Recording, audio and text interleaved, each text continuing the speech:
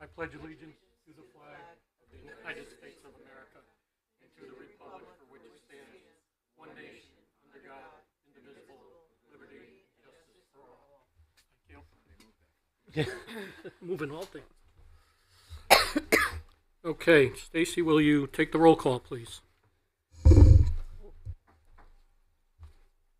Roberta Garlock is absent. Arthur Gilbert. Here. Bridget Hosky. Here. Stephen Idarola. Just make sure everybody has their mics on. Stephen Johnstone is absent. Tony Mancini. Here. Gail Tagliatella. Here. Leilani Perry. Here. And Chairman Arthur Kelly. Here. We have a quorum, Mr. Chairman. Thank you. Okay, I don't know if anyone's had a chance to look at the minutes, but certainly we see one change that we're going to make as far as identifying Commissioner Ron as Council Liaison Ron Quagliani. Are there any other changes that anybody sees to be made?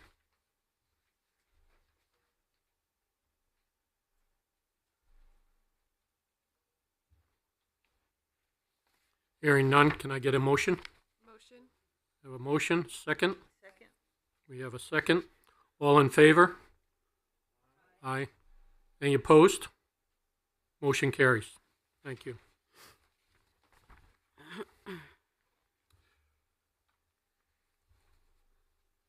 Moving on to number 4, discussion and action if necessary on City Council, Tax Collector, and City Clerk terms. Since this seems to be the biggest item after the mayor's term, I wanted to start the discussions on it to see where everyone stands and whether we take a vote tonight or not on, as a commission, do we recommend the extension of terms for the council people? And obviously, if the mayor's term is going to change, so is the clerk and the tax collector. Go ahead, yeah. I just want to get some clarification, and maybe Steve or Ron, maybe. I'm reading a lot about the staggered terms for council persons, and could you just kind of clarify that a little bit for me or for us? Yeah, a lot of boards and commissions have staggers. I've got boards of education that have staggers where you split the body into 2 classes. But that's usually for at-large. One of the problems that we would have in West Haven to create a stagger within this body, let's say, is that you have a very small at-large class. So what you could do is you could have the at-large run in one cycle and have the district members run in another cycle. And that's the way you would do it. And the way you would set it up is, let's say you were to move to a 4-year term. Let's just use the council, for example. Forget about the mayor. What you would need to do is you would need to, if you're going to break it, you would have an election for one class for a 4-year term. And in that same election, you would have the other class for a 2-year term. 2 years after that, in a midterm, you would then have a 4-year term for that class. And so they would run in alternate elections. So your at-large would be running in one cycle, and your districts would be running in another cycle. So that's the classic way it's done. It's easier if you have an at-large system. Everybody runs town-wide, city-wide, and you just break it up that way. Norwalk has staggered terms for their Board of Education, for example, where they split up the Board of Education into 2 different classes. One of the things that I was going to suggest today, the other way you would do a stagger is if you move to a 4-year term for mayor, for example, and the council wants to have a 4-year term as well. They clearly would want to play a big role in that, since they're the appointing authority. They would have a big role. If you wanted to do a stagger between the mayor and the council, you can do two things. One is you can keep the council a 2-year term, so the mayor would have a 4-year term, but the council would run every 2 years, and that establishes kind of an accountability election, an off-cycle election, because one of the objections to 4-year terms is, what do you do to hold the mayor accountable when they have 4 years in office? And one of the things you might do is put the council on a 2-year cycle so that the voters can vote by either supporting the mayor with new council people that are supportive of the mayor, or vice versa, the other side of the coin. The other thing you can do is you can have, Norwalk is doing this. I was going to go over, if you took a look, background document number 1, it shows you some of the trends in 4-year terms. In Norwalk, they're going to have a 4-year term for mayor that's going to commence in the election of 2029, and I'll explain why it's so far out. And then they're going to have the 4-year term for council commencing in 2031, so that the council, there always will be an election every 2 years, serves the same purpose of as the keeping the 2-year cycle, but it gives the council 4 years. Now, some council people, I have to say, don't want 4 years. So I don't want to be on the council for 4 years. And what we find is some of those council elections that you lose people who resign, but that's the way you would create a stagger.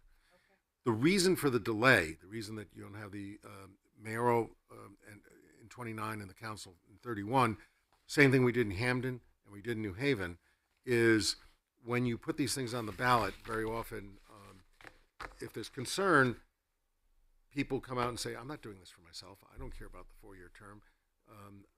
If you do the 4-year term in 2029, I have to go through another cycle. I prove that I just want to be mayor. I just want to be on the council. And you put it off to another cycle. It kind of depoliticizes it. We did that in Hamden. We did that in New Haven, where we had 2 election cycles that went by. And Hamden just elected their 4-year mayor in the last election, and New Haven will be electing their 4-year mayor in the next cycle. But we've gone through in both towns cycles that were the normal cycles. Waterbury went immediately to a 4-year term. So there's no right or wrong. It's just what you think politically makes sense. And in Waterbury, they do have the 4-2. So in Waterbury, the mayor is a 4-year term and the Board of Aldermen is a 2-year term. So that's how you build a stagger.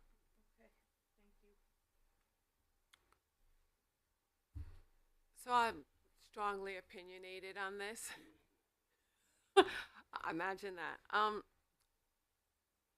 I think, so the staggered term, I think it would be really hard, and I'm not in favor of it, because I think some of the argument from people who are supporting it said, well, you want the mayor to head the ticket, right? And so how do you decide if the at-large gets it? If you do the staggered term with the city council, how do you decide who gets to run with the mayor, because the mayor pulls in the votes? I also believe in this idea. So I was on the city council, and I took a lot of pride in beating RQ when in my district, right? So I took a lot of pride in bringing in my vote. So when I heard some of the argument to have a 4-year council term is that, well, the mayor pulls in the votes, and I kind of thought to myself, you shouldn't be looking for the mayor to get you elected. You need to bring out your people. You need to get the support of your district, your at-large, to get yourself voted, because I took a lot of pride in that. I looked at the numbers. I wanted to know that I brought it out, and the idea that even one of the arguments was that, well, you got to think about voter turnout. I truly don't believe it's the charter's responsibility or this commission to figure out how to ensure voter turnout. Voter turnout is a civic duty that people either have or they don't have. And I don't judge that. If you don't vote, you don't vote. But if you do, that's upon you, and not to say, well, we should have 4-year terms because the mayor is going to drive the votes. The mayor should drive the votes to get her or him elected. I also believe, similar to what you were saying, I believe that if we get a mayor that's not doing their job, and they're able to pull in their whole team, well, what happens in 2 years when we're sitting there like, this is, Councilwoman Garthwaite said it as well, that what if things aren't going well? It falls upon the city council body to hold the mayor accountable, and if everybody is that mayor's pick, that it's a little difficult. But if we have that accountability and we could say, okay, in 2 years we could level set at this level, I'm just not in agreement. I think the 4-year term for the mayor and the city clerk, I'm on board with, because I think it will run the city more as a business while still giving people their ability to vote. And I believe West Haven is very, they want that. They want that ability to do that. I'm not sold on the whole city council doing it.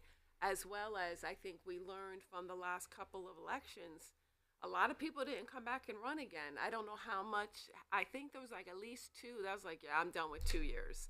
And I saw that when I was running. I saw that city council members, they decided, it's not for me. And this idea that we may save money, I haven't seen any money to say that we're going to, I haven't seen any data to say that we're going to save money. But if we have city council people saying, this 4 years is too long, you can have Bridget stop and you'll have to have a special election, and then 2 months later somebody else goes like, yeah, I'm not up for it either, and you could have another special election. It could end up costing us more. So those are my arguments to say I'm not in agreement. Yes, Art. Yeah, my main thing is that I think that we need to look at the language. Okay, if you make things too difficult for people to understand, to start out, I like the 4-year and the 2 years. But if we go anywhere staggered like that, now they have to figure out what to do. I want to make this as simple as we possibly can on the machine when they vote. Otherwise, they're going to vote everything down because they don't want to take the time to read it. So to make it simple and clear, I like the 4 and 2. Okay, so anybody else have any comments? Yes. If I may. Yeah. Just to say that I do also agree with the 4 and the 2, and the reason being is that I think that in order for the mayor in particular, I think it's very important to give that person 4 years in order to be able to get things done.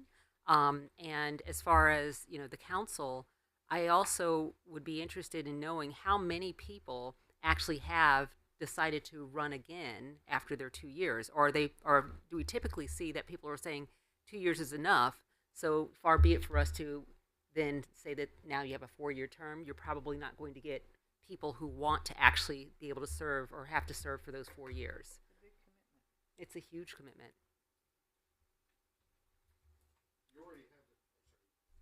As I understand, you already have a stagger on the Board of Education. Yes. Yeah.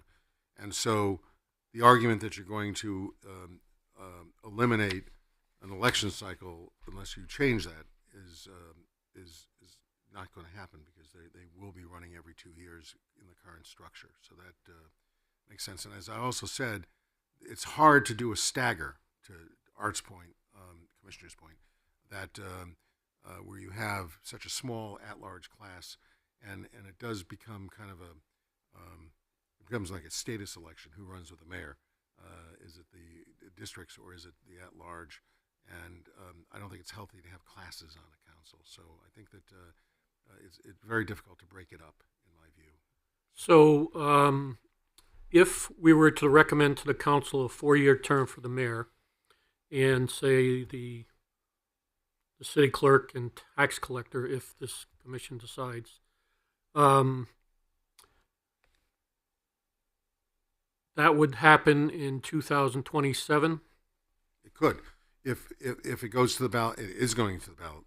The intent is to have this on the ballot this November. So the November election will make the determination. The charter will be in place in time for all of the necessary nomination processes. So it would take effect in 2027. Okay, so the mayor's 4-year term would start with the 27 election. That is correct. And the council's 2-year term would start with the 27 It election. would remain, yeah. For the 2027 Right. election. Okay. All right. So what I'd like to do is, as a commission, come out and say what we want to do. In other words, if we do not want to extend the council's term, I think we say that and we get that off the board. So I'm going to ask for a motion. I make a motion not to extend the council's term. I second. Okay, to 4 years. The motion would be not to recommend extension of council terms to 4 years. Leave them as is. Any other discussion? Sure. If I can. The only problem with a 2-year term for the council and the mayor a 4-year term is I think you're disrupting what the mayor's kind of trying to do. And a mix of people, I don't know if would benefit that, to be honest with you. I think also with a 4-year term, you might get people more dedicated to want to do the job than just trying it out, quote unquote. So if somebody really wanted to make waves and the mayor's trying to get things done in 4 years, which is still not a long period of time, I think to disrupt that council, how many people are you really going to have back out after a year or two and have to have a special election, in my opinion? I mean, I'm flexible. I'll vote with the board, but I just wanted to bring that point up. I know if I was mayor, I'd kind of want to keep my people in place for the 4 years. To see, you know what I mean? I trust Art's doing a great job. If the public has a problem or Art gets caught for some wrongdoing or something, I mean, that's fine, and get rid of him. But Right. otherwise, I see a lot of people just trying it out for 2 years. I think if somebody ran for a 4-year council term, they'd be just as dedicated as the mayor that's serving, to me, at that time. Just the point I want to bring. Again, I'm Sure. flexible. I'm not going to, Yeah. But No, I know. Yeah. I kind of think. Oh, we want to hear pros and then- cons of each. And then also to get people out to vote in that 2 years. I mean, our voting turnout has been pretty bad lately. And I can't imagine that even being kind of a fair election. But that's Am I up to gonna- that's up to the individual campaigns to do the work I to know. get them out. True. You only need one vote. But that's, yeah. That's all I had. Just, I don't know. Yeah. No. No, I mean, I mean, there's pros and cons to everything. I've gone back and forth in my head about it too. Yeah, Because of me the too. fact that, Me you as know, well, yeah. would it hurt the mayor? Would it, I first favored the 2-year term, but then looking back and thinking, I mean, I've been in management and everything. I wouldn't want my management team disrupted every 2 years. I'm not going to get quality, but yeah, but remember, this isn't the management team though. Right. Management team would actually be 4 years. The finance director, Oh, I people didn't like mean- I that. meant Yeah, no, I know, five, but I'm yeah. just saying, yeah. Yeah. Council's role is, And again, I think you'd get somebody who really wanted to do it, yeah. put their whole heart into it, Okay. That's the only point I have. Yeah. Any other discussion? The flip side of that is if the mayor's people aren't in, you have opposing views, then he or she has to be, 4 years with a council that they really can't work with. And just one question on the motion, does that include the staggering also, or is the motion just on the motion is change in the just to term? say, keep the term the same. Keep the term the same. So there's not going to be any staggering, other than the mayor's not going to be running every 2 years. Okay. The motion is to not recommend the extension of council people to 4 years. Any other discussion? Hearing none. All in favor, say aye. Aye. All opposed? Any abstentions? So the motion carries.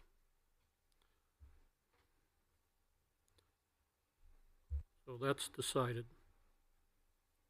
Have we voted on the mayor going to 4 years yet? Not yet. We can do that next, though.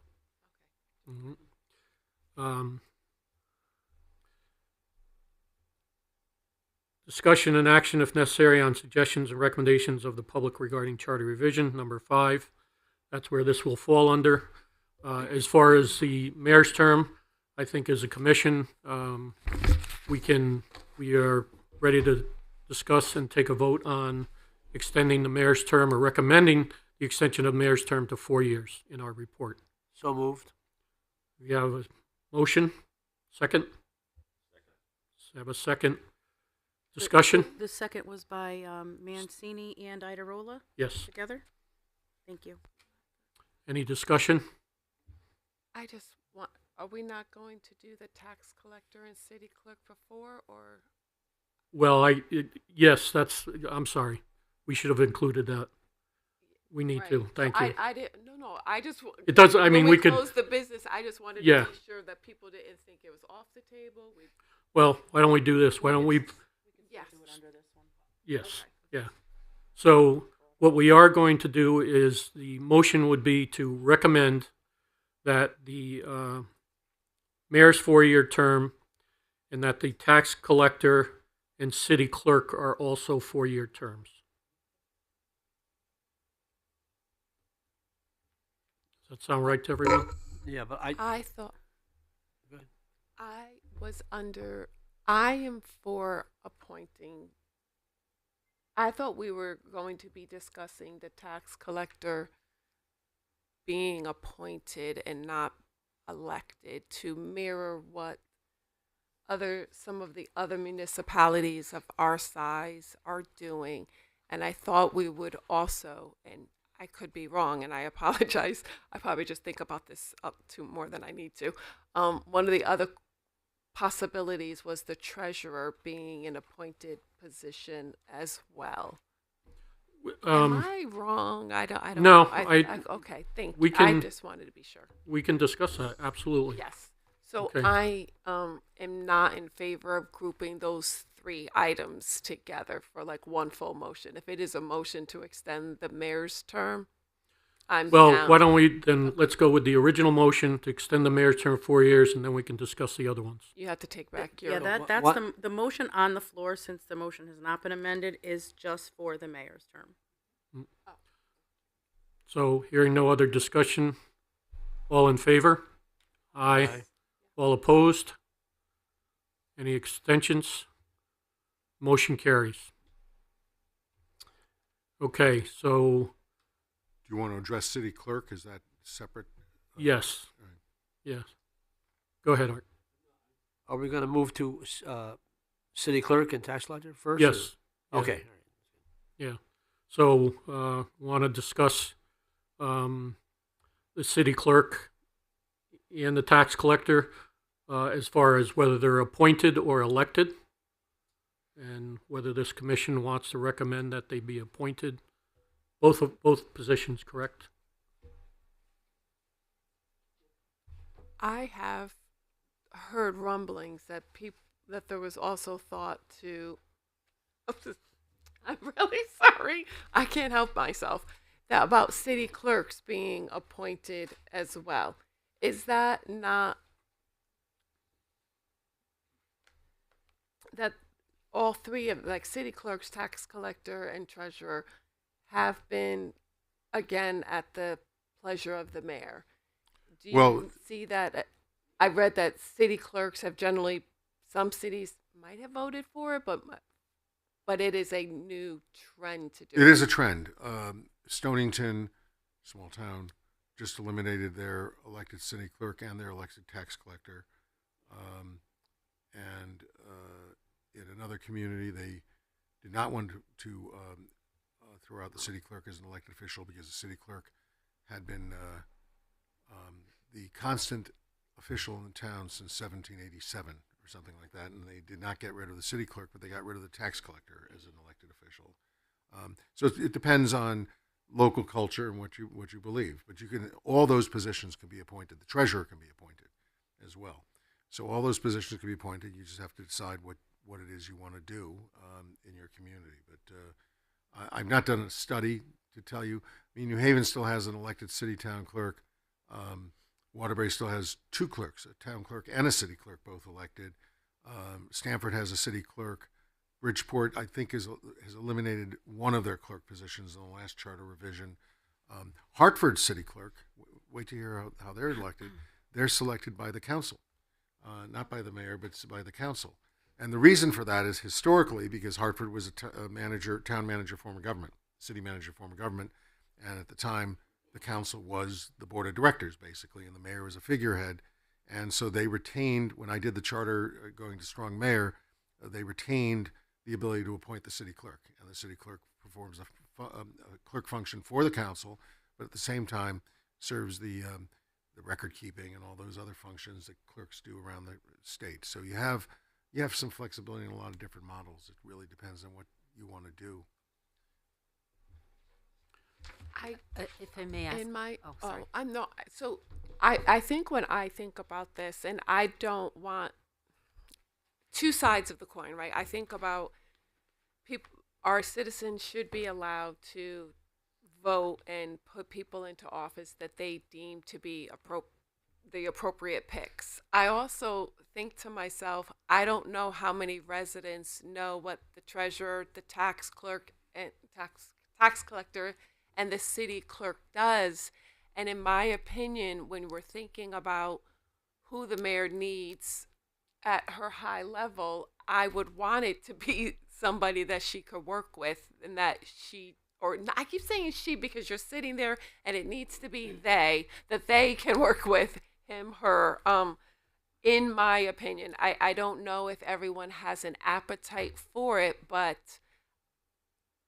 I believe I do, especially because they have all these other appointed positions. So I think I'm wondering if we could consider it and just talk about it and see where we're at as a commission. If I may ask a question to Attorney Bednick, you mentioned the term strong mayor and setting up a strong mayor. In that model, typically, is the city clerk and everyone appointed, or is an elected position? Well, strong mayor is a term that people use. I happen to believe most of the governments that they call strong mayor are strong legislative governments too. The advantage mayors have in terms of who has the strength or who has the power is that mayors work all day and they have a staff that works under them. Most legislative bodies in the state of Connecticut have vast authority. They don't get to exercise it because they don't have staff capacity, and they work. They're volunteers, or they work at a very low rate, and they all have day jobs, so they can't pay attention to it. But all those communities that I mentioned are strong mayor forms of government. They're all slightly different in terms of how they do. Hartford, strong mayor form of government. As I said, the Common Council selects the city clerk. New Haven, strong mayor form of government. The city clerk is elected. City and town clerk is elected. Bridgeport, I believe the city clerk will still be elected. The town clerk is going to be an appointed position. Middletown, small city, probably closer, a little smaller than West Haven, has an appointed city clerk, a strong mayor council form of government. Waterbury has the two, elected city and town clerk, and we just did charter revision there 4 years ago, and there was not a peep about that issue. They found that comfortable, and both of them are long-termers. So I don't think anybody wanted to take on the long-term elected officials, is what it came down to in Waterbury. So sometimes it's just politics that leads to this. Norwalk has an appointed city clerk and an elected town clerk, and interesting in Norwalk, their elected town clerk is a Republican who's been in office for many, many, many years. In fact, he gets cross-endorsed by the Democrats from time to time. So you allow those kind of anomalies take place there.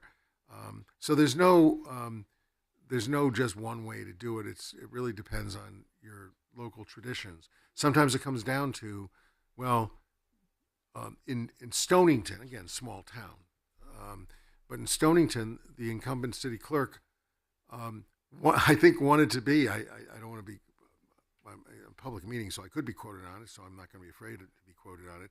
I think that the incumbent city clerk didn't want to run for re-election and didn't think anybody could fill her shoes, and she supported the idea of a appointed clerk. So she is the last of the elected clerks. Historically, her picture will be the last in town hall of the elected clerks. The opposite was true in Salem, another small town, where they kept the city clerk because of the strong role of that particular clerk, and she survived the Democratic onslaught in Salem, where Democrats took over the Board of Selectmen. She retained the city clerk position as a Republican, so it's kind of interesting. City clerks tend to be popular if they're running on tickets, so you have to decide what you think is best for you, and I don't know if you need other testimony on it. I don't know what you heard at the public hearing, but it really depends on the community. You have to make your own judgment on that. There's no right or wrong, is what I'm trying to say to you. I would like to just, to make life, I think, a little bit easier to figure this whole thing out, I think we should vote separately on a 2-year term for the city council, or 4, or whatever you want to do. City clerk, you can vote or not, whatever you want to do. But tax collector really is, you have now an office manager in that position, and that should be the person that runs it. It should be somebody that's stable and can understand the tax laws and the accounting ability to it. So I would. That's my opinion. Eliminate the tax collector, and whatever you want to do with city clerk and the council is fine. But city clerk, I think, could be made elected as well, because that's once you get acclimated Elected or there- appointed? huh? You said elected? City clerk, yes. Tax collector, Keep city clerk elected? yeah.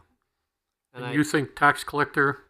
No, it's more of a ceremonial position because it's not really needed. If you had, which they have now, an office manager, that's all you need. You don't need a So- city clerk. So you're saying we don't need an elected tax collector? No, all he's going to do is sign papers. Hmm. Got to fill out the audit. The auditors say, and being there and doing it. That's what I know. Currently, the tax collector gets a full-time salary? Well, I don't know what the tax collector gets now. I don't really what the salary is now, but I know that the finance the management officer that takes over the tax office right now that's doing that is a managing partner in it, and they pretty much decide what's going on and recommend to the tax collector. Right. Yes. So the tax collector right now is an elected person that's ceremonial, right? They get a stipend. I believe it's $9,000 Yeah. a year Yeah. for the stipend. So the city clerk, when I think of the city clerk, I think of the city clerk, which it is it's a full-time, daytime government job, right? It's the part of the executive branch. I'd love if the mayor wants to weigh in.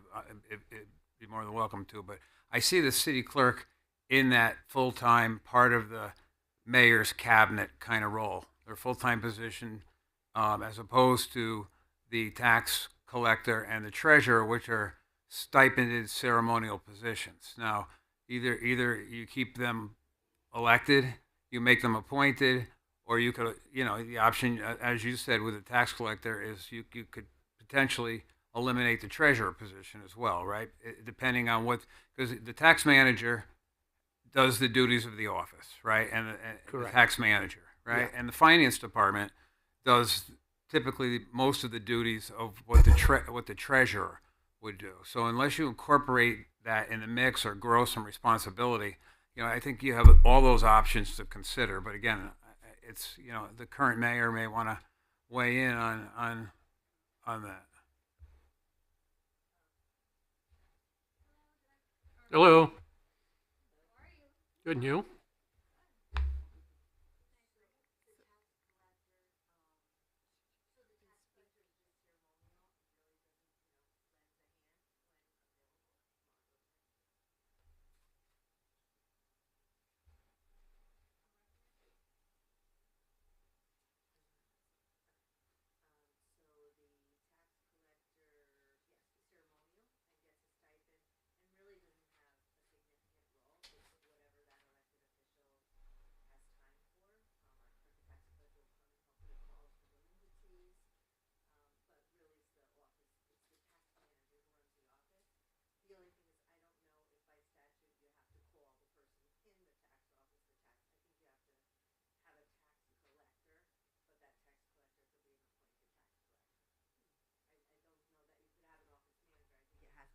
You have to have a tax collection function, whatever you call it. Yeah. Correct.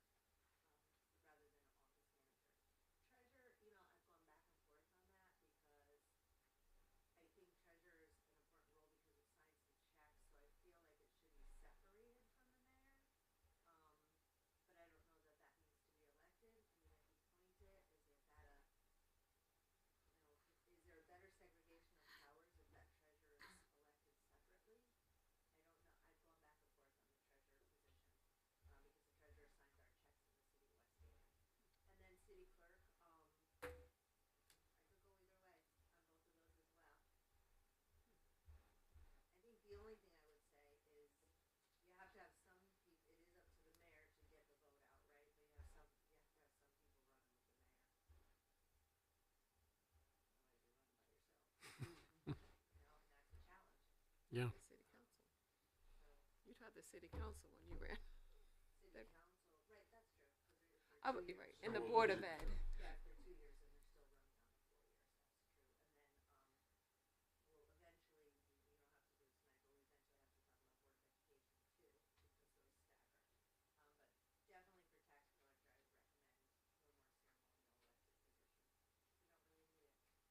Okay. So as a commission, and Ron, do you have something else? So as a commission, we can recommend removing the elected tax collector, or we can keep it the way it is. City clerk, we can do the same thing. May I just ask a quick question just to make sure that I'm tracking? Are we saying, based on what the mayor just shared, that we could actually eliminate the tax collector period, that we don't need one for the city? We would recommend it in our Yeah. report to the council. And You're recommending that it not be elected, that the tax collection function would be performed administratively by appointed employees of the city. Right. by appointed, but And somebody would be deemed to act as the tax collector. There are statutes that require a tax collector. So some position would have to be designated to be the tax collector. If you eliminate treasurer, there's a lot of treasurer functions. It's not a required elected position or required. There's only two required positions in the state of Connecticut for local government. One is an executive, the mayor, and the other is your legislative, the council, in your town. No one else is required. okay. There are functions that are mandated. So there are treasurer's functions. So you need to designate somebody to serve the treasurer's functions. It could be the finance director, it could be an assistant finance director, it could be somebody in that department. Same thing true of tax collection. So essentially, we could save money by not having these two ceremonial positions and have this function in terms of the body of work actually Well, happen I think within there would the probably department. still be a stipend if there were appointed too. No. No, you would probably That's have his job. an employee doing the job Yeah. within the structure of the government. So you would have an appointed tax collector that, You'd have a person, a clerk in the office, whatever the jobs are. I don't know the jobs in the particular office. You would have whatever the job is, analyst 3, serving as the tax collector, Right. serving the functions of the tax all collector. right. Which I think is very prudent, Mm. especially given what we're hearing is the amount of work that's being done Mm. for this person. And to the mayor's point, if you ask for a job upgrade and a stipend. Sorry, Let me. that was fresh of me, but true.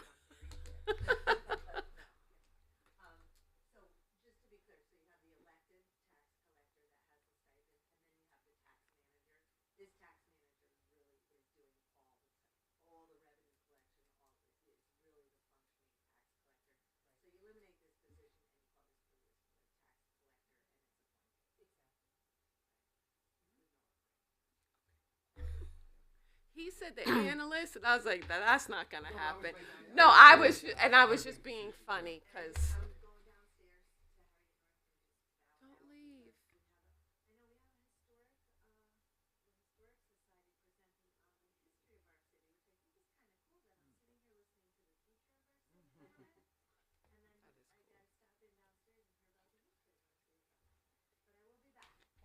Okay, thank you.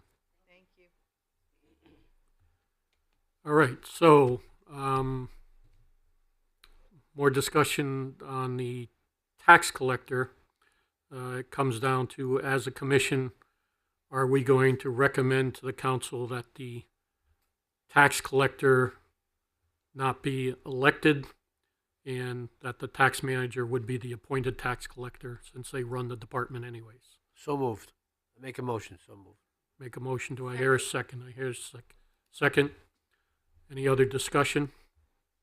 All in favor, say aye. Aye. Opposed? Abstain? Hearing none, the motion carries. Thank you.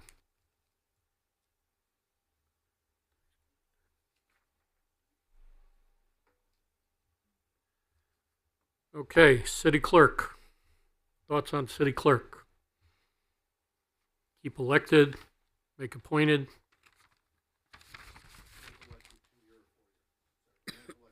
Sorry. Yes. And if elected, 2 year 2 or or 4 4 years. years, yes. So right now, the city clerk is a 2-year term. So I think the mayor did say it's part of her team, right? Yes. The way it's structured right now, that person could not be her team. It's not the, if you vote on it, it would not, it could end up, it has never happened. I know it has never occurred, at least not in our town, that the city clerk ended up being somebody other than who ran with the mayor. It might have happened in other towns. It could happen, and then they don't have what it is that they've wanted. And when I think of it being a full-time job,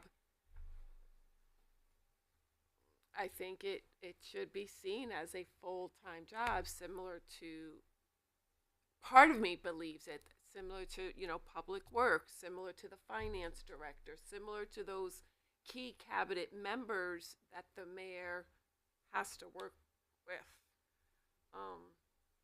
And if we don't go with it being appointed, I fully support it should be a 4-year term, because the mayor has, well, then if it's not the person they pick, we could get into trouble, but because it's their cabinet, right? I mean, it's their, yeah. All right. Yeah. In the essence of moving things along, I'm going to put a motion on the floor to make the city clerk elected to a 4-year term. Elected to a 4-year term. Elected to a 4-year term. Okay.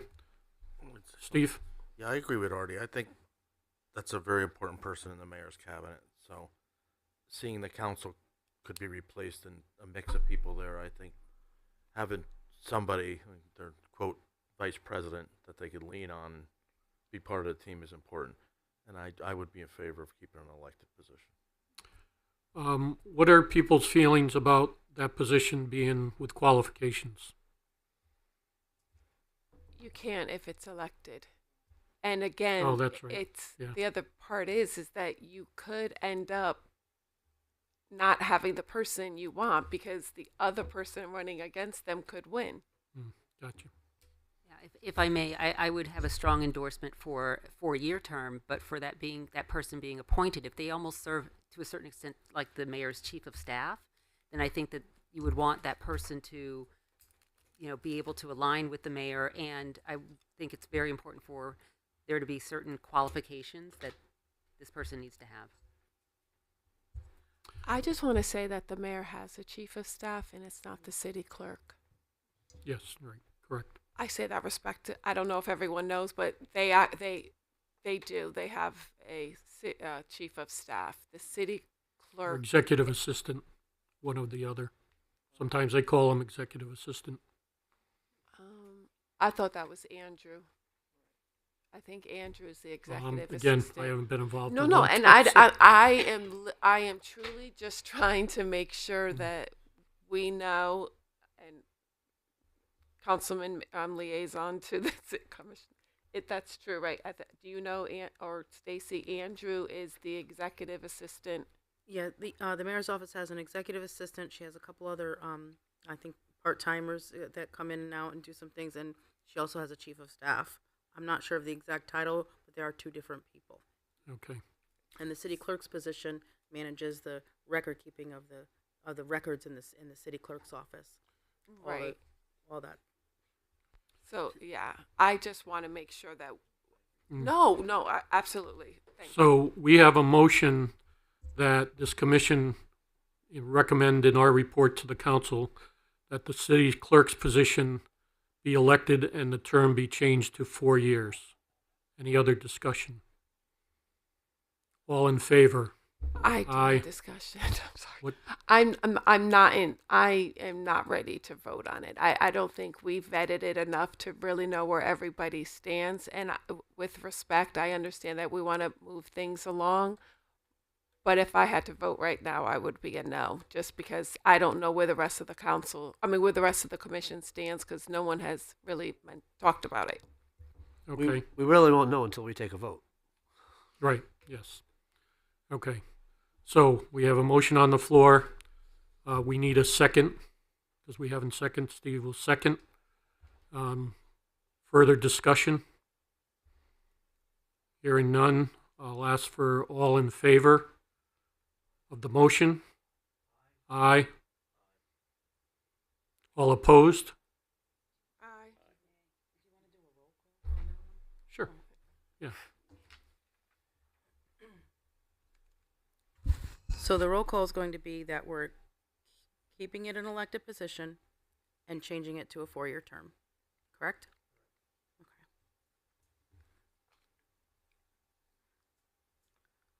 Arthur Gilbert? Bridget Hosky? No. Stephen Idarola? Tony Mancini? No. Gail Tagliatella? No. Leilani Perry? And Chairman Arthur Kelly. Yes. And we have, that did not pass. Okay. So the motion did not pass. The city clerk is still on the table. Thank you.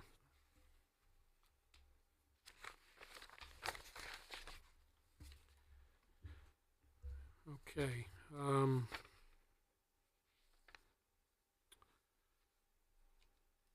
As far as language for council approval of contracts. Oh, the treasurer? Yes, I'm sorry. No, it's okay. I didn't have it written down, treasurer. Okay. So we want to discuss the treasurer. The treasurer, as far as, do we keep it an elected position or appointed or eliminate, correct? Well, we don't eliminate it. Either appointed or elected. Discussion? Currently, it's elected. Currently, it's elected. And currently, if I may, this is a part-time position. What is the stipend that is received for this?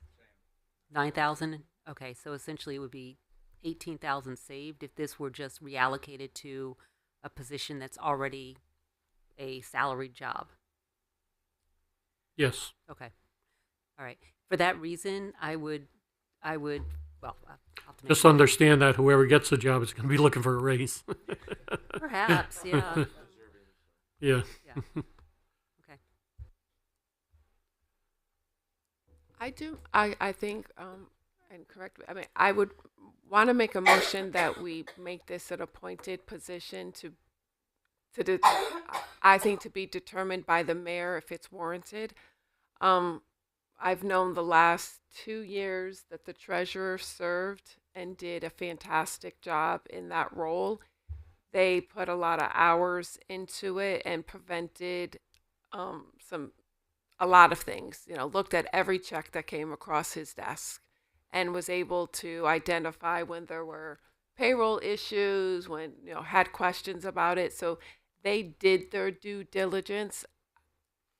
And I understand that there should be a separation of duties because they're literally, my understanding and what the role is, the last line of defense in money getting out of the city. And because we didn't have that before, a lot of checks got cleared and we didn't have that problem for the 2 years. And yes, it was held by Councilman Quagliani, but he set the standard for it. Do I think it needs to be elected? No, but I do believe that I think we should allow our mayor, to decide whether or not they believe it is needed. If I may, I think sometimes as well, if you're doing appointed, I don't have enough knowledge to know where is this going to land. Is it going to land somewhere in the finance office? Who's going to be the person that's doing this? So it's hard when you say appointed to really understand where the duties are going to go to make an informed decision. But I get what you're saying, Bridget. I mean, I think that it has to be the mayor's decision as to, where it's going to most effectively fall. And if that's not the case, then it has to stay elected, I guess. But I would be If I can, in agreement with appointed, I think. and I think what's really important about the appointed is that no, I'm not saying anything about our past treasurers. Please know that I'm not. But they just used to be a stamp. It was what did you call some of the positions? It's Ceremonial. ceremonial. It literally was ceremonial. He changed that. He made it so that, although you're not going to have any stamp with my name on it, I'm going to come in and physically with my pen write it. So that's the other thing. Because they're elected, you can't make them do anything. They could never show up. Whereas if the mayor gets to appoint it and give somebody that job, you can then hold them accountable. And if they're not doing it, you can say, sorry, not sorry, you have to go. So that's my thought. So the flip side to the argument, being in that seat, is the charter written right now is for a full-time treasurer. The language is they're in charge of everything: accounts receivable, payable, all the money transfers, making sure the purchasing is done correctly. Having the treasurer elected means that the treasurer reports to the citizens, right? Having a treasurer appointed means that they'll be answering to likely the mayor. So, you have to decide that should the treasurer be more independent? If the treasurer wants to be more independent position, then I say you keep it elected. If the treasurer is then going to become part of the mayor's cabinet and report to the mayor, then that'd be the difference between the two. But while I was part of the cabinet, if you will, again as a ceremonial position, but still going and reviewing 2 payrolls every week and 500 checks and wire transfers. It's difficult to do that. It's almost a full-time job. I'm not suggesting that you make it a full-time job, but the duties outweigh the stipend. When they got rid of the full-time treasurer long ago, they left the duties in the charter unchanged. Correct. So something's got to give there. Either that treasurer's position has to give, or the language in the charter has to be subordinated to others, like the finance director. I think the finance director really is the one responsible for what what they're asking a part-time ceremonial position to do. Nobody's going to do the job like you did, and certainly we can't expect people to do it for a small stipend. I could say that the current treasurer is doing a very good job. So Rosie Russo is doing a great job. Okay. All right. So, any other discussion? Do we want to have a motion on the treasurer, or do we want to put it off? Might as well find out where we stand. I make a motion that we keep the position appointed. It's elected. Elected, excuse me, I'm sorry, elected. Okay. Do we have a second? Four-year term. I will second it for discussion. Any thoughts?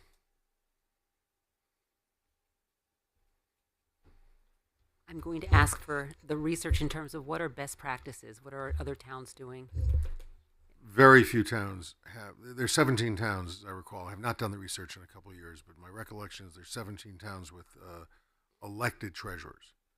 And the only city or town, actually, in the state that has a significant treasurer's office is Hartford. I happen to represent the treasurer of Hartford. But the treasurer of Hartford not only doesn't have the line functions that the chief used to have as treasurer, which are more like finance department functions. It really has pension responsibility and all the massive funds, $1 billion of funds. So there's an elected official with a full-time professional staff that manages the pensions. I don't think you have any equivalent to that. I don't think that's what they do here in West Haven. No. And so, I mean, I could do the analysis, but most of the towns, New Haven does not have a treasurer. There's somebody who serves the treasurer's function within the either the controller's office or the budget director's office. And I think the same is true in other communities as well. I might have a background document that spells it out, but I know the 17 elected, the only significant elected is Hartford. There's one in the Valley, actually, I came across recently because it's somebody I know. In fact, it's the Legislative Services Director in Stamford is now the treasurer in Derby or one of the Valley towns. And I actually connected her with Carmen Sierra up in Hartford to get kind of a primer.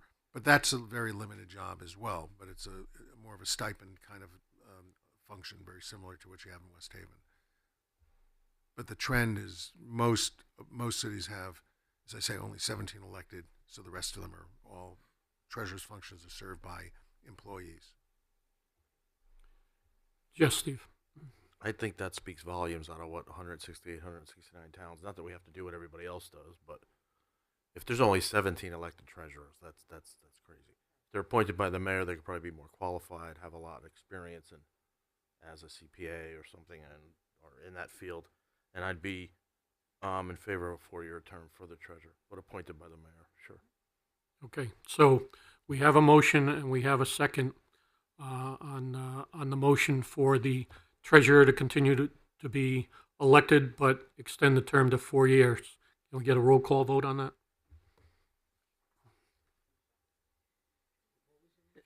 The motion is to remain elected, only change it to a 4-year term to run with the mayor. No. No. Right, so We're I just just- want to make sure so it doesn't, it stays where it is. Yeah. Well, we'll do that after.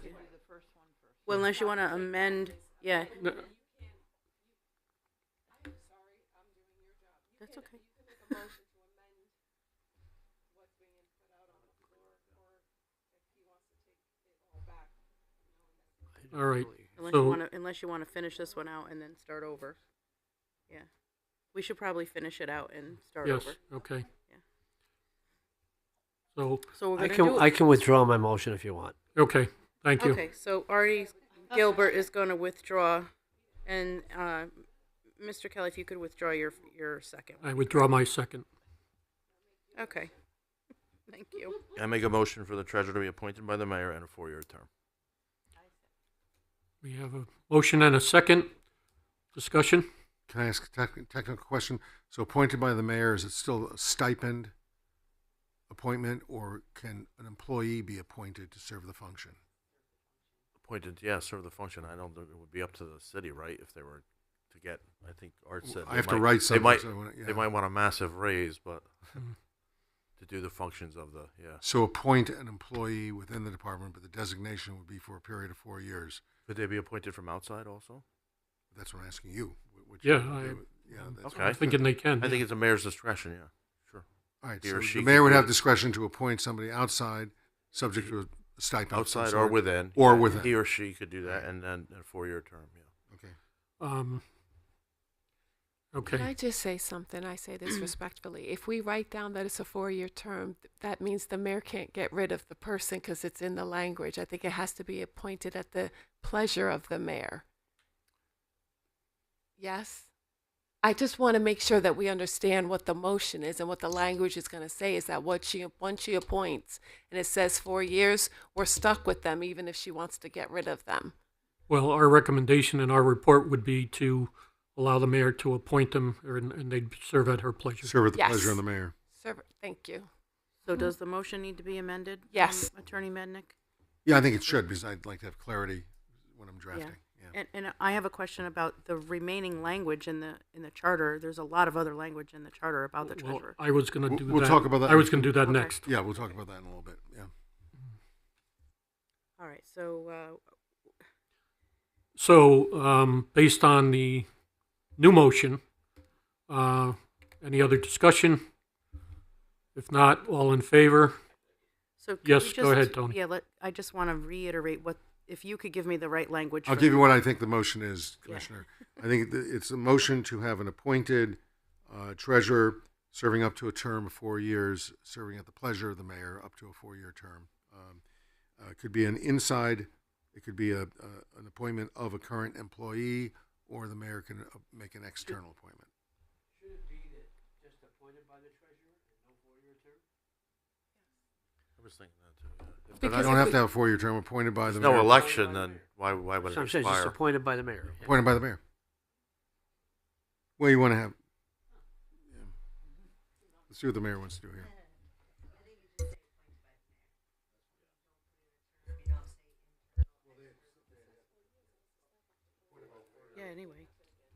should have really withdrew that because that was for an election to extend it to 4 years. But if the mayor's appointed it, I guess he or she can get rid of him after a year, keep him for 7 years, keep him for 11 Give her years. 7 minutes. Yeah, so there wouldn't be a term. And then I think Appointed, you said serve at the 4 pleasure of the years. mayor. Right. Yes. Yeah. So that's the motion. So all in favor, say aye. Aye. So, right. Hang on. We have Commissioner Idarola made the motion, and Commissioner Leilani, Perry. Tagliatella. Oh, second. Tagliatella, I'm sorry, second. And that is for the, to recommend to the council that the Treasurer treasurer appointed is to- appointed by the at mayor the to serve at the pleasure of the mayor. by the mayor to serve at the pleasure of the mayor. Thank you. And You're doing a great job. Well, we're going to be silent on that. So right. Right.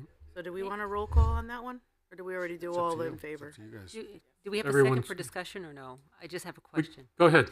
So when we say the treasurer is appointed, is it really the treasurer is appointed, or is it the treasurer function? Because if we're saying the treasurer, then we're saying that that's a specific person versus the body of work. You're retaining, it seems to me from the motion that you're retaining the current structure. So there is a current treasurer. The treasurer is now elected. Under this proposal, that treasurer, as it is drafted here in the charter, would be appointed to serve at the pleasure of the mayor.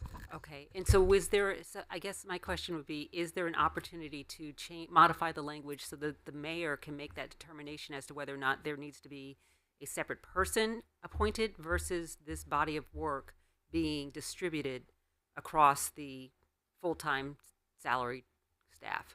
The way you could frame it is you could frame it as we'll appoint an individual or person to serve the functions of the treasurer is the other way you can do it.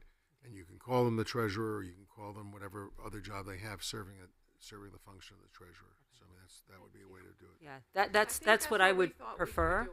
Yeah, I thought that's what we were essentially talking about. I just want to make sure that it's the language is.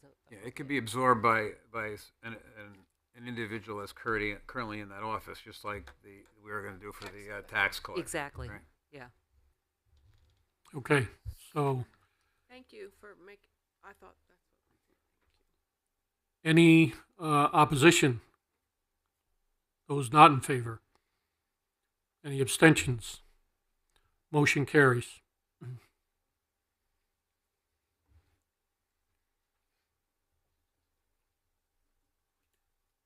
So of all those positions, the only one that remains open is the city clerk remains a 2-year elected official. And you'll come back to that issue. Yes, at some point. correct. Very good. Thank you.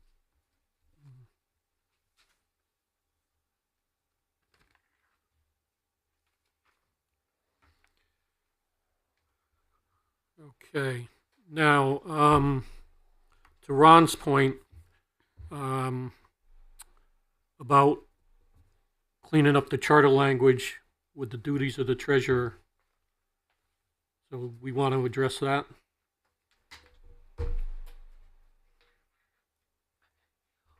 Wouldn't our lawyer be able to do that and then bring something back to us? Well, I mean, guess, would you really- Ron, in the charter now, it's, the responsibilities of treasurer are greater than what the position is. So you may have fixed that. Okay, So you may have fixed that by now having an appointed individual that serves with the title of treasurer somewhere inside the finance department, or the finance director himself or herself. So okay, probably not a bad idea to have corp counsel or take a look at it to make Yeah. sure there's no conflicts. But yeah, I think if you're putting somebody that's going to be their part of their core duties, and they are a full-time employee, I think that the language may be fine. okay. All right, thank you. All right, moving on.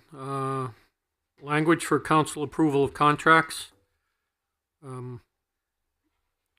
Again, we're going to look to the attorneys to come up with some kind of language for that to try and strengthen it in the charter. Okay. And is this going to be for all departments, right? It's not just the Board of Ed. It's going to be the library. It's going to be, what are the initials for that? The water pollution plant? We do that already? Well, I think the village No. improvement, we have to see, No, Well, I yeah, right. But we still have to get the information on that, on their charter. or I their- just want to make sure that that's what we're doing, that it's. Well, no, the contract language will be for all departments of the city, including the Board of Education. Right, but I'm saying it's not just about the Board of Education. No, not at right, all. It's about, okay. No, it's about all departments of the city. Yeah, well, we're still not clear on the relationship with the Village Improvement Association as far as The How Corp they were Council- set up. The Corp Council, and I talked about that this morning, he's looking into it. right. It's a very interesting, aberrant kind of thing, and it needs to be looked at. But and he's looking at the issues of liability. We talked about that this morning. If there's a slip and fall at the library, it just seems to me if we're going to be responsible for that, how do you argue they're not a city department? Right. And I don't know whether we own the building, we own the property. Who owns the property? Does the not-for-profit own the property? I understand they're 501c3. I've not seen the documents, but the Corp Council is looking at that. We will look Okay. at that issue. All right, but if we're funding it, if the city's funding it, we're going to expect that it's a department of the city, and this will apply. But even if the city is funding it, let's say you don't tackle the political issue. I don't know if there is a political issue, but let's say there's a political issue and you don't want to get into a fracas.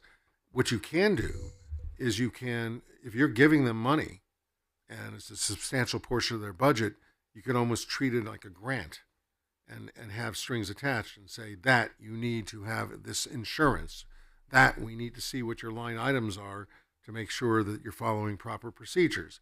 We think you should have an accounting system that meshes with our accounting system so that we can actually analyze what you're doing if we're going to give you all this money.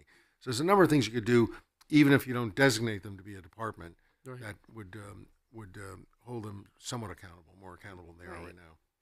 I don't want to hold them some accountable or more accountable. I want them to be accountable.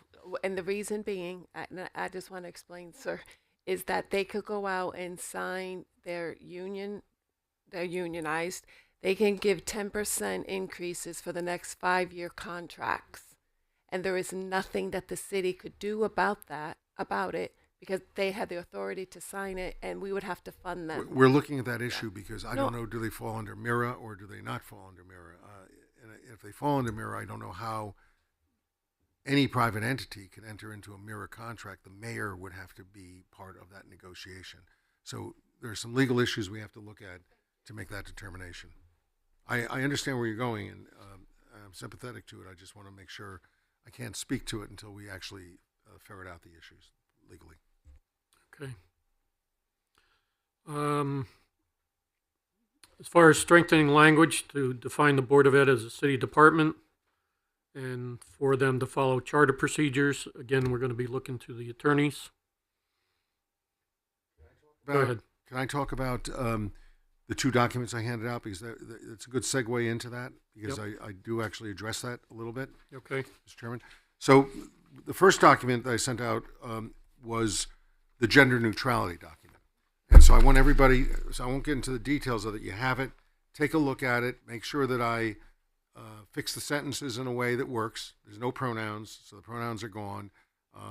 And so that's what that document shows, and I wanted you to know that. The document I handed out this evening, it's not the full document. I handed out a table of contents for you to look at. And what I did with that table of contents, does everybody have it? Whoever doesn't have one, just let me Gail, know. would you- Yep. Do you have one? Largely motivated on the issue that the chair just raised, I'm beginning the process of trying to come up with accountability standards for all departments, including the Board of Ed. It's not singling out the Board of Ed. The Board of Ed kind of singles out itself in most communities. I'm not as familiar with West Haven as all of you are, but I've actually put in charters language that really tries to make it clear that all departments have to adhere to process. And so what you'll see in this chapter 1, 2, 3, 4 are roughly the same. No changes in chapters 1 through 4. Chapter 5, I take all the electeds and put them in there. Now we're going to take the city treasurer out of there. You'll see the city treasurer is still there because as of this morning, I was not aware that you were going to take it out. So I've put all the elected positions in that one chapter to consolidate them there. Chapter 6 is where you start to see the change. Well, the big change in Chapter 5 is the Board of Ed section is now, the Board of Ed itself is in with all the other elected bodies. It is not unique. It is an elected body. It has unique powers, has statutory responsibilities, but so does the Board of Assessment Appeals. Although you might make the Board of Assessment, I see the question is whether they can be appointed. They can be appointed. The simple answer is they can be appointed if that's where you want to go. But they're no different than anybody else that has statutory responsibilities. So I broke them away from their the chapter that currently exists to move the Board of Ed into a chapter with all the other elected boards and commissions and elected officials, other than the mayor and the council. Then Chapter 6 goes through all the appointed boards and commissions. And in that, we will have a section that kind of defines the requirements if you're going to create boards or commissions. We are not changing a word at this moment of anything. The idea that I had raised, I don't think we're going to do in this cycle. So what I've tried to do is simply break it down so that all the boards and commissions are in one place, literally as they are written right now. The only thing I will say, and the council and I, Corp Council and I talked about it this morning, almost half of these, maybe a little more than half of these boards and commissions are currently in the ordinances. They're currently in the Code of Ordinances, identical language. And so you might think about, if that's already there, what do you need it in both the charter and the Code of Ordinances already? So the issue that I think was problematic for some people is if we went through the cycle, I explained where we keep a chapter for these things, then move them to the Code of Ordinances. If you already have a bunch of these in the Code of Ordinances and everybody's comfortable with the composition, then you might take them out of the charter and just mandate them in the charter. So that I'm going to just pick one out, ZBA. I think ZBA is in the Code of Ordinances. So you can mandate, you have to have a ZBA, but you don't need to identify and create it in the charter. You mandate it in the charter, it's in the ordinances. If everybody's comfortable, then we might go in that direction. The other thing that I'm going to put into this section, again, without changing any of these things, and there's redundancies in them. Every one of them says they have to be an elector. We can put in section 1 of chapter 6, all appointed board and commission members shall be electors. You don't need to repeat it 7 times. There's emoluments provisions that you cannot take advantage of your position and those kind. You don't need to repeat that 7 times. We can put it in one document, so we can clean it up considerably. The other thing we can do in lieu of my recommendation that we move them all out of there is have a consolidation or merger provision that allows the mayor make a recommendation to the council and the council approve a merger or consolidation of boards and commissions in the charter, so long as the functions that are mandated by the charter are met in the replacement entity, which would be done by ordinance. So we're not moving things out of the charter, moving things into a separate chapter, but we're giving, and this is a first step I did in New Haven and Hartford, before they actually cleaned the charters out. We had this provision that allowed for flexibility, because if you don't do a charter revision every 10 years or 20 years, God forbid, then you're really stuck with structures, and this gives you an ability to do that. So that's chapter 6. That's how that works. You don't have the document because I'm still working on the innards of that, but Commissioner, do you have a question? Just again, I just want to make sure I'm tracking on here. So is there an opportunity to, in order to simplify the charter, to take out all of the commissions and put them in the ordinance? You can, but my understanding is that's not what you wanted to do. But the point I was making is, as I was going through this and moving them around, I happened to look in the Code of Ordinances to see, have they been addressed? And there's a number. So when I come in with the full report, and I'll talk to the Corp Council about this, I'll let you know which already have ordinances. And then talking to the mayor, talking to council leadership, we can make a judgment call about what you want to do. But right now, it was not my intent to change a word of any of these, but I did discover that a number of them are already dealt with in the Code of Ordinances. Okay, thank you. So we can look at that. All right, the next thing, and this gets to the point, the reason I wanted to step on where the chair was going, is the next one is dealing with the departments and department heads. And again, what I did here, and I will want to talk to the mayor and others about this, is took everything identical to what it is right now. And I do see that some department heads want to make some changes, and there's some things, some functions that don't exist anymore, and I'll try to address those as well. But to Commissioner's, the Vice Chair's point she made earlier today, she used the term function, and I was going to jump on it when she talked about functions. What I tried to do in the charter is describe functions. So there's the finance function. You have the Department of Finance, tax collection, assessor is under that. No change in anything there, except if we make the tax collector appointed, that change will occur as well. But we talk about it in terms of functions. Economic and community development functions. Presently, the only reference to economic and community development that I saw in the charter is a commission that exists. So I've tried to create a provision that says there shall be appropriate appointed officials by the mayor to serve these functions. That's a classic example where we don't have a current provision. So I want to show you. I'll show you the language of what it's like, and that would all be created by ordinance or by budget, is the way you would do it. Human resources, I know you want to call. Well, you want to call something else. Human resources and personnel is the way it's described in the charter. That's the personnel, labor relations, etc. Operations functions. Want to see how those break down. In some communities, I will tell you that parks, not some parks, wrong. No, operations or public works. Parks fall into that category, although the recreation side of it sometimes goes somewhere else. So I'm just using your current structure, and I'm not doing any changes to it. Community services, oh, that's right. This is where you have the Commissioner of Human Resources, and I think you want to probably call it Human Services or something like that. But I haven't changed that at this moment. You have the Youth Service Bureau. Health is under here. You have a Director of Public Health. You have a Elderly Services Coordinator, Community Development Administration. Those are the current provisions. We'll talk and see if any of those need to be changed. Public safety, obvious, police, fire, civil preparedness, land use and planning functions, and then finally educational functions. And what I did here is create a category with all the other departments and department heads for, quote, educational functions. It would be duties of the Department of Education. Believe it or not, there's nothing in the charter that talks about the broad duties of the Department of Education.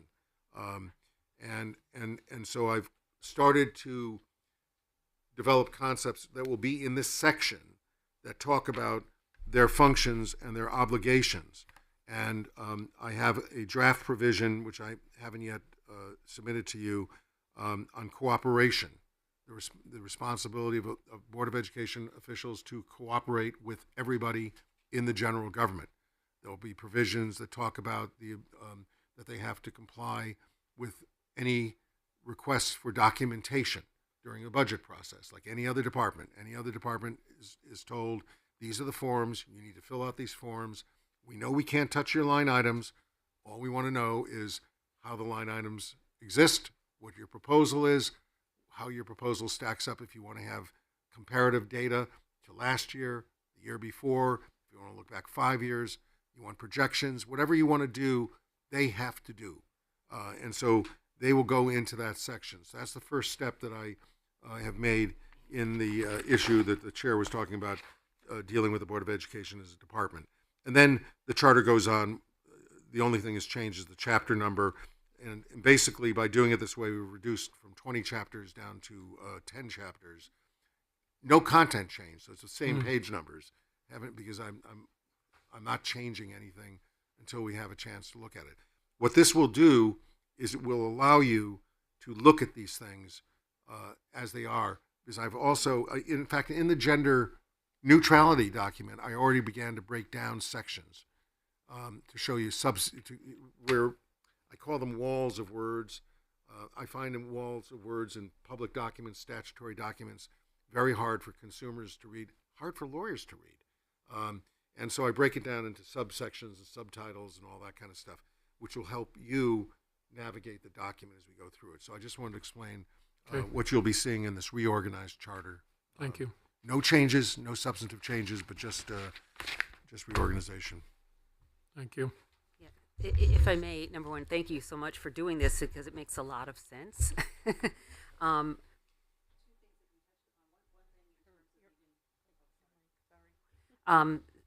In terms of the organization of the different functions, and this is just one that jumps out at me. I don't know whether or not it jumps out at anyone else.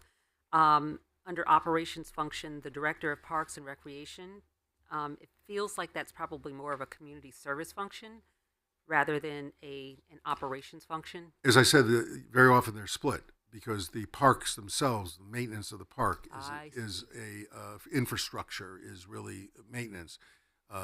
So you can divide them. You can divide them into two entities. But if you have and again, I don't know whether you have a director of parks and recreation, but they, how does it work? Oh, good.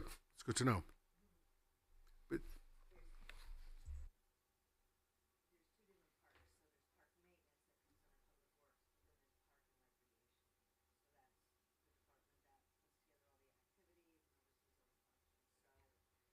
Yeah, so that should here because there's a separate parks maintenance.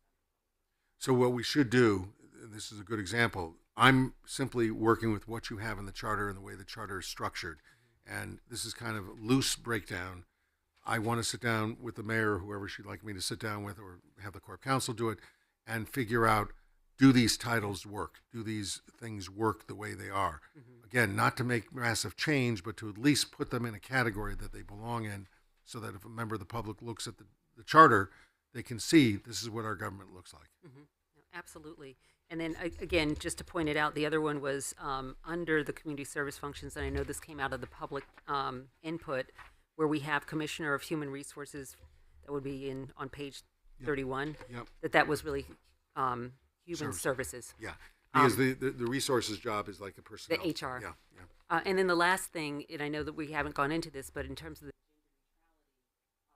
that work was really well done. The one thing I noticed is that we're still saying chairman. I did not address that issue because I didn't want to make the judgment call whether you're going to call it chairperson or just chair. Chair. Yeah, most of my charters I opt for chair. I didn't want to make that decision for you. That's the reason that I did change councilmen to council members of the council, or something like a council member. So I made that judgment call, but I did not make a judgment call on calling it a chairman or a chairperson or a chair. Is that something that we could vote on? Or? Yeah, I think we can make it part of our recommendation report to the council that the charter change the chairman to chair. That'd be great. That was a Do you want to take a vote on that so I can yes. make the change? Yeah. So we'll need I a make motion. a motion. Okay. Here we go. What's the motion? That everything. Thank you, sir. Yes. No more. Chairman. All chair. All chair. And I'm the chair coach at the wedding. So in So- all areas of the charter, the word chairman is changed to chair. Be That's what we're revised to chair. recommending That's what to we'd the- be to the city recommending. council. Yes. And we have a first by Hosky, and I need a second by somebody with a microphone on. Steve, all right, second. Okay. All right. Any other discussion? Hearing none. All in favor, say aye. Aye. All opposed? Any abstentions? The motion carries. So in the next draft, you'll see that change. That was I meant to explain that I didn't do it for that reason. Good. Okay, so again, following up, the language for departments to consult personal legal counsel on labor contracts, collective bargaining agreements. We're going to be looking to the lawyers for any strengthening of the language there. We know we're going to recommend taking out the voting machine language. When we get the emergency management recommendations, we'll know which way we have to go there for the modernized civil preparedness. We know we're going to recommend revising the public health department language in the charter for regionalization. Sorry, say it. We're going to recommend language in the charter for the public health department so they can be part of regionalization.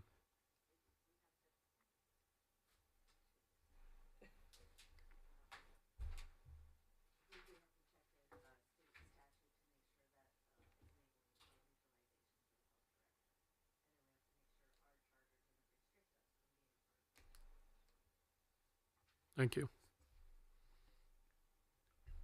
And I understand what the mayor just said, and I usually try to put in charter provisions that allow for participation in intergovernmental or regional compacts and agreements. So that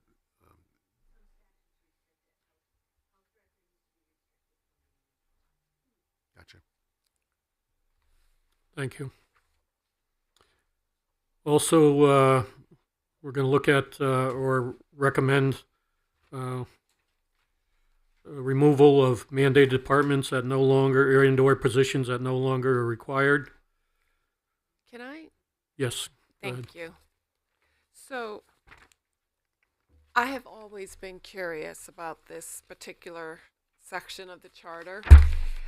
It's about Department of Planning and Development. It's the Commissioner of Planning and Development, and it tells you what the commissioner does. They're responsible for efficiency, discipline and good conduct, planning and zoning, building, office grants, community development, administration, inland wetlands agency. We should definitely have one.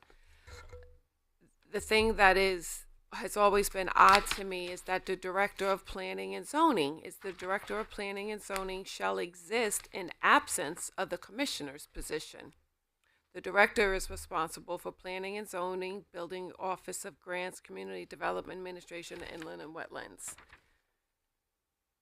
I don't know why there's two, and why I get why one shall exist in the absence of the other, but why isn't there just one? And if we could maybe just look at that and determine, it doesn't make any sense to me. It was one of my little notes to the side. I feel so smart right now. Oh, you're very smart. Thank you. Very as Father McIntyre from my college years would say, you're quite perspicacious. Oh, can I learn how to tell me how to spell that? Quite I can look it up perspicacious. later. My wife is called perspicacious. Don't insult me. And I said, no, Marlene, that was a compliment. It was a nice thing. Francis Lewis, actually, his Father Lewis, Frank Lewis, one of my favorite Jesuits of all time. I say that as a Jewish member of the Jewish faith, who went to a Catholic college. The village improvement language, again, that's something that we've already discussed. Go ahead, Mayor.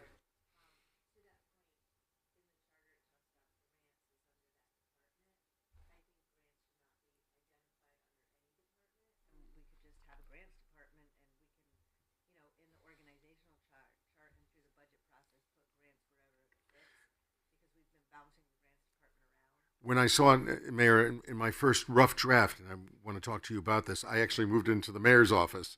Grant and aid is the kind of thing that might be managed centrally. In the charter, it reports in there, but it actually reports into me because we don't want the grants to be pigeonholed or, out of particular department.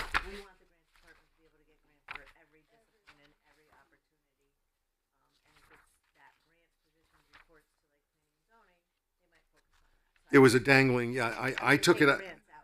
Yeah, I actually just moved it to the mayor's office, so we can do whatever you want to do with it. Yeah, we'll figure it out. But I had the same issue as I was going through it. Thank you.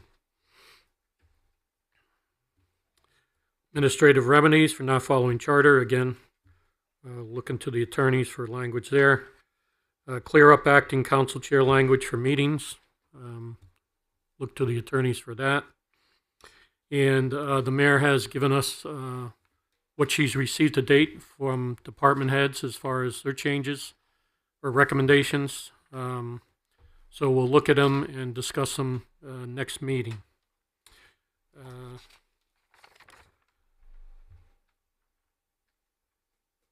One of the next things I wanted to discuss was our schedule. This is April 9th. We've got 3 more meetings in April, and then we hit May. Stacy and I did have some discussions with the chairman of the city council yesterday about their budget hearings, so we are going to have to change our dates in May from a Thursday to another day that doesn't conflict with the council budget hearing meetings, since Stacy will be at those meetings for them. So we will have to look at another day. We don't have to do it tonight, but we will have to look at other days for those meetings. And that's for the entire month. That's for the entire month, yes. Also, I think we have to figure out how deep we're going to get into this, because there's a lot of things we can, look at, but with the time frame winding down, we're going to have to really narrow down our focus and figure out how many items or how many things we're going to recommend to the council, and what can we do in the time frame we have left. That's what it comes down to. So I think the next couple of meetings are very important in that regard. I want to continue to discuss it. We can discuss it tonight as far as some of the things.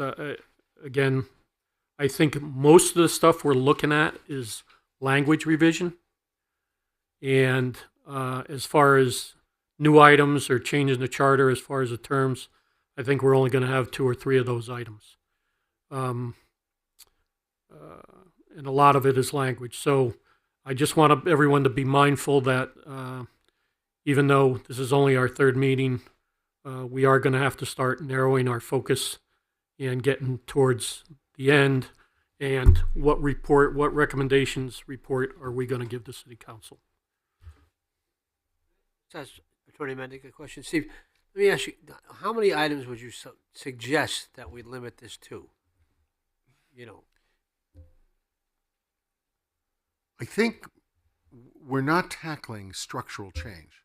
Okay. And so a lot will depend on, one of the reasons I jumped this past week to do gender neutrality and to start the reorganization. The reorganization was a bit of a challenge. It was a very interesting challenge for me. No, it wasn't hard, but it was, it's a puzzle. I reorganized the puzzle. The issues the lawyer's issues, as the chair describes them, I think that the 2 of us, the court counsel and I, could figure those out pretty quickly. What I want to do is I want to see if I can try to arrange time with the mayor between now and the next meeting. I may not be at the next meeting. I think I told you when you did the schedule. Yes. I have Yeah. a public hearing in Weston, but and I think they're going to need me. I'm hoping they don't, but I think they are. But what I'll try to do is coordinate with the corp counsel, make sure he's here, and that we identify, we keep this process moving along. What I hope to be able to show you is actually the content of the reorganized charter, not just the table of contents. Okay. And so I want to see if I can talk to the mayor and begin to make a series of recommendations on title changes. Some of them will come from the department head document we got tonight. And I think that if we can basically create a battle plan with the charter document, and on the right-hand side you'll have all these captions. Council recommends changing this title, Human Services, or whatever it may be, and just go down there. That will be a way of being able to take action items and move pretty quickly on them. Most of these are not controversial, I don't think. No. What I also want to make sure is that we clean up so that we don't have titles, as Elderly Services Director said, there's a bunch of things that don't exist. Some things that don't exist, we need to take them out. We may stay, you need to approach the function, but we don't want to have a department or a division that doesn't exist. I don't think you should have divisions in your charter. I think you should have functions in your charter, but we're not going quite that far. I'm trying to address it within the bounds of the time we have. Yep. But so the answer is I don't know definitively, but I think we can capture a lot of this stuff. you know, I wish we had more time, but we don't have more time, and we'll just make it happen as long as you guys are comfortable as we go through the process. I will do as much as I can with the Corp Council to do it. And I'll tell you, he's a great partner. I work with Corp Councils all around the state, and the mayor's made a great choice here. And he's been fun to work with, and he's a very smart guy and really knows his way around. So that's helpful to me. And it'll lighten the load and cost. Yeah. But, so I don't have to do things. He'll do some things as well. We'll be able to Also, as everyone knows, we also have to have another public hearing. And Correct. we certainly can have it no later than May 21st. We may need to do it the week before. But between those two meetings, we'll have to have a public hearing Yeah, and then you'll have of what we're going to recommend to this council. So yeah, we have to have a draft document. Literally, I'm going through that right now in Weston. Have to have a draft document. I'd like to get it out at least a week before the public hearing to give the public some chance to look at the document.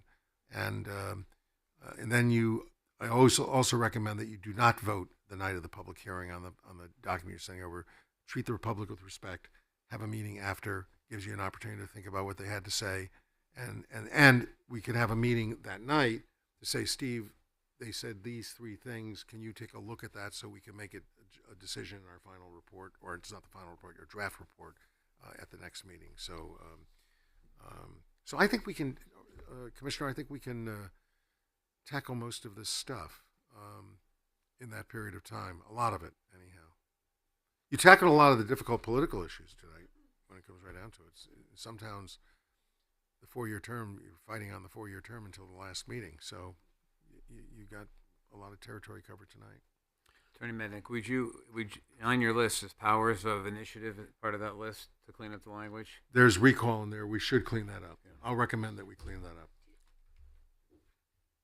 I was just about to ask that, if we still had the plan to do succession planning for the mayor. Well, you're supposed to ask him if you could speak. No fighting now. Well, I'm just trying to tell him, meeting etiquette. So we have 3 more meetings in April, and then we have 1, 2, 3 weeks in May to come up with a draft and have a public hearing, because we have to have it to the council by the end of May. Now, Attorney Mednick, question. The chairman of the council, because of the conflicts and everything, said he was going to check with Corporation Council as to whether our time could be extended or not. Once it's established, we can't modify it. So it's extended in what, well, a week or two or whatever? As far as, yes, a week or two. No. Again, I think he mentioned that they have to have whatever into the state by the beginning of September. Again, we went through this issue. I talked extensively with him about it. I was trying to get another couple of weeks out of it. Yeah. What I normally do, but we can't now. Once it's established, we're locked into right. it. But here's what I'll say, Mr. Chairman, is that if there are issues that are still open when you send the draft over that we haven't resolved, we can say to the council, there are 3 or 4 issues that came up at the second public hearing, let's say, that during our discussions, whatever it may be, that we'd like to see whether you would like us to look at it more fully, because you have the second phase. Right. Because when they get this from you, it's not finalized. And sometimes I don't have gender neutrality done. We did it. I wanted to get that done. I wanted to show you that we've got something accomplished already, and it's done, the reorganization. But we may say to them, there are some open issues. Then we have the dialogue with them in this room. And then their job is to come back with a series of recommendations. So we still have a period of up to 30 days, and that's all, to do it. I've never had a problem with a 30-day period, and I've never used a 30-day period.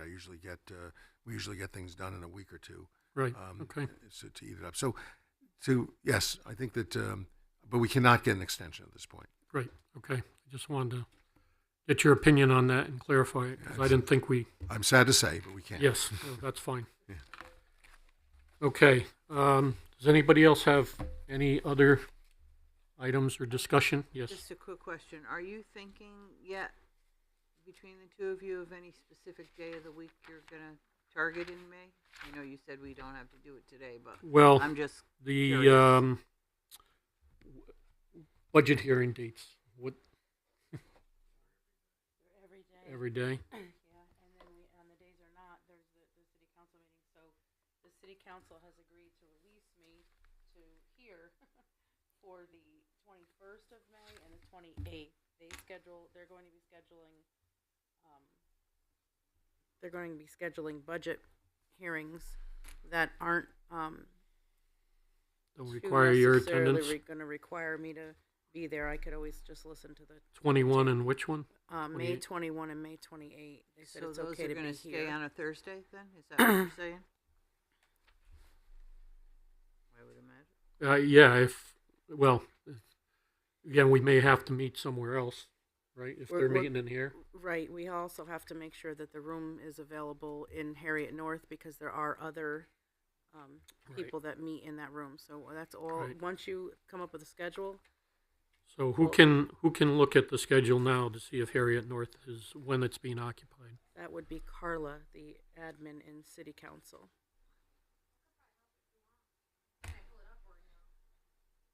No. Hmm. Thank Yeah. you. Thanks. Yes. Yes. So we'd have to make sure that's set up.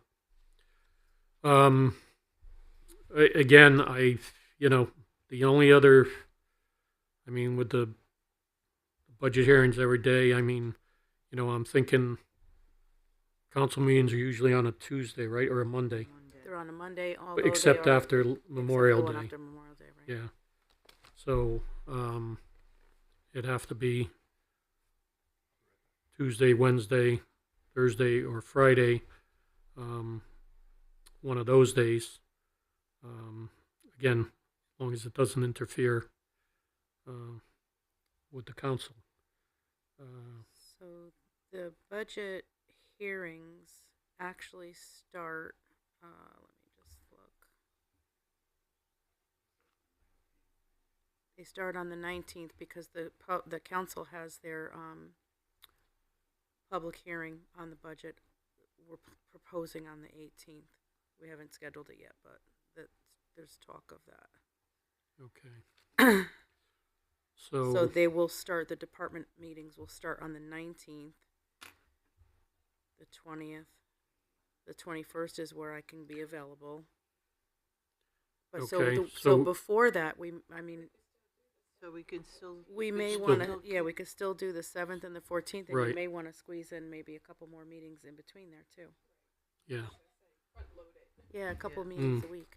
Okay, so we're not releasing any of these Thursdays in May just yet. Not yet. just- Okay. Yeah, we're definitely keeping 7 and 14 and 21. Location may change, but Well, yeah, 21's Well- location will definitely need to change, and so will 28. do we want to pick a couple of dates besides those dates in May?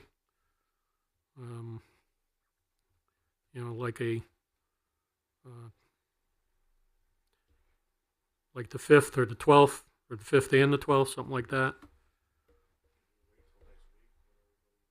Yeah. Yep. Yeah, we can. So maybe. So the availability of the other room is usually on a case-by-case basis. It depends on whoever is regularly scheduled in there is an absolute known, but sometimes there are unknowns. So sometimes it's whoever books it first. So if it's not booked by a commission or a board, and we want to book it, as long as no one else has already booked it. So there's other things that go on down there besides the boards and the commissions. So, and Carla has the whole, Is there another space in City Hall, if it is occupied, that we can meet? the conference room, but we'd have to figure out the taping of it. Yeah, right. But that's not usually, shouldn't be an issue, Okay. because we do have a gentleman named Andrew that does the video recording. For, he Yeah. could come in and Okay. do that. The other thing I was going to suggest is think about a Saturday session at some point. Yes, yeah, Yeah. yep. Saturday? I'll call, Mr. Chairman, I'll call you tomorrow and let you know. I only have my master schedule with me here, but Okay. I'll let you know tomorrow when I'm All not right. available. We, I think I'm gonna poll, email everyone and see what availability they have for other dates in May. We talked about when you were out about maybe doing, twice a week, early in May, if we had to. Since the budget hearings don't start until the 19th. Oh, okay, good. Okay. Yes, So I'll send out an email to everyone. Can we meet earlier to accomplish in the day instead of 7? Again, I think, well, most people work. I don't know what time, when you say earlier, how earlier? Even if you go to 6, it might help a little bit. I have no problem with it. I just have something Okay. to say about the 7th too, because we weren't factoring in that is the proposed date, although it has not been scheduled, of the mayor giving her presentation of her budget to the council. So that usually takes place in here, and it's usually not a very long meeting. Okay. So maybe if we could stagger those. Well, maybe we could coordinate that where she can present the budget first, because you know that it doesn't usually, there's no usual. Yeah, she just presents it. She just presents it. It's usually like a half hour or 45-minute meeting, and then it's over with, because it's just a presentation, and then the council has their public hearing on it. Okay. So maybe that could be done, hers it could be done earlier depending on schedules, and then ours could be done after and stay in this room. Okay. I apologize. Are you going to send an email to ask what our best days are? Yes. Are you good? Okay. I was going to, what I'll do is I'll give some dates such as the 5th and the 12th, or possibly a Saturday if we need it, and see what the responses are. And I know that nothing ever usually goes on as meeting-wise on Friday nights. I don't know how everybody feels about that, but. Me too. Yeah. Yeah. Well, you know, in one of my Fairfield County times, we start at 5 because they want to be home for cocktails. That's the. I'm not joking. Yeah, right. All right. So, do you have my cell number? Okay. If not, can I? Yeah, that's true. If not, I'll entertain a motion to adjourn. Second. All in favor? Aye. Motion carries. Thank you, everyone. Good job. Oh, you have to.